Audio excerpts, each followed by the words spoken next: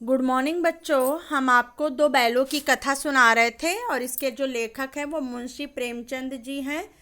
इसमें दो बैलों की कथा के माध्यम से प्रेमचंद जी ने क्या किया था, कृषक समाज और पशुओं के भावनात्मक संबंध का वर्णन किया। उन्होंने ये भी बताया कि स्वतंत्रता बहुत सरल तरीके से नहीं मिलती, इसके लिए बहुत कड़ी मेहनत करनी पड़ती है। तो आइए हम कहानी पढ़ते हैं।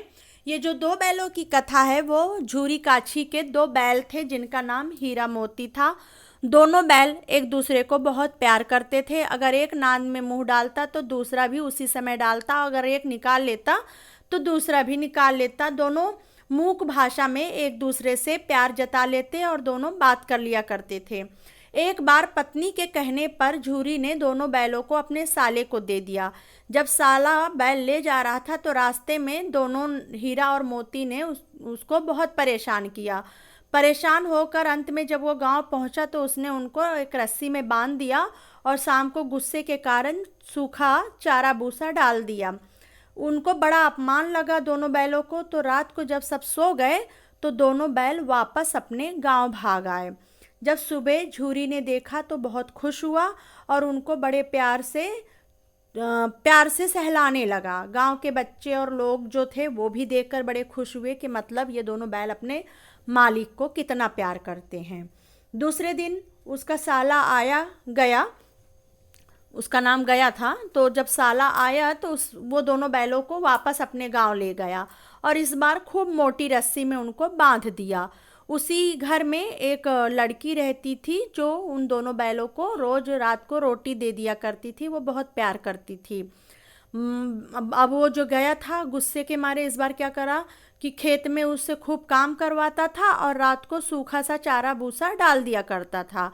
अब रस्सी मोटी होने के कारण दोनों बैल उसको तोड़ भी नहीं पा रहे थे, तो बेचारे किसी न किसी तरह रह रहे थे काम करते हुए और दिन रात को सूखा भूसा खाते हुए। लड़की समझ गई थी कि ये दोनों अपने गांव वापस जाना चाहते हैं।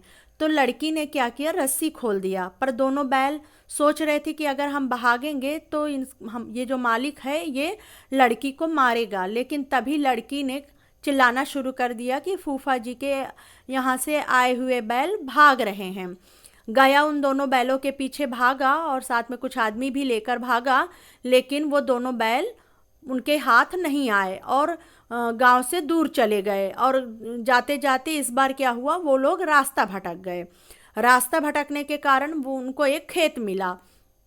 उस खेत में मटर की फसल लगी थी, तो दोनों बहुत भूखे थे तो उसी मटर की फसल को खाने लगे।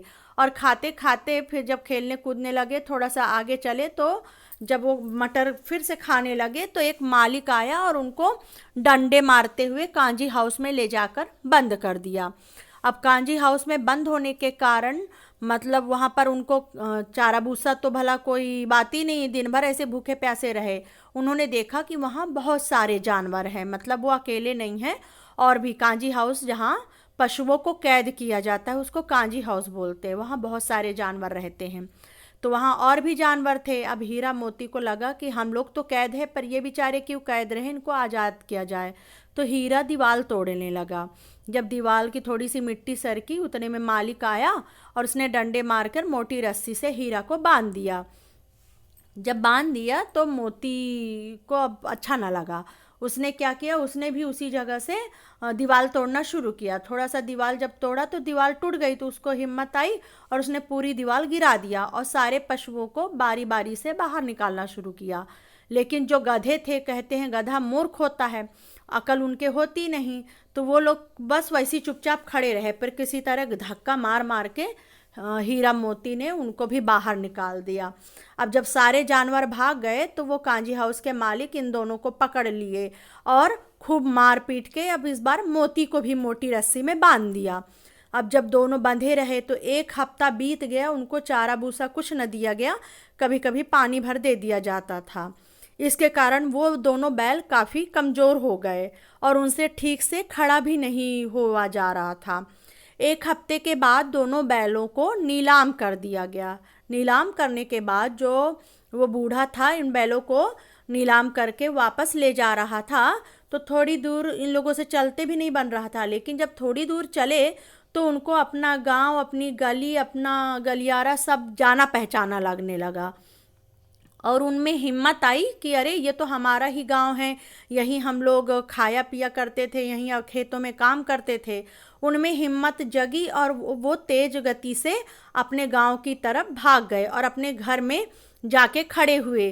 तो थोड़ी देर बाद जो वो मालिक था जिसने खरीदा था नीलामी में उन दोनों बैलों को, वो वहाँ पे आ गया।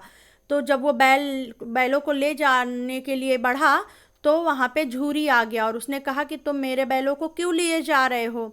तो उसने आदमी ने बताया कि मैंने इन दोनों बैलों को खरीदा है नीलामी में। तब फिर झूरी ने खूब डांटा उसको, चिल्लाया कि मेरे बैल है, अगर तुम नहीं मानोगे तो मैं तुम्हारी रिपोर्ट करवा दूंगा और तुम्हें थाने में पकड़वा दूंगा।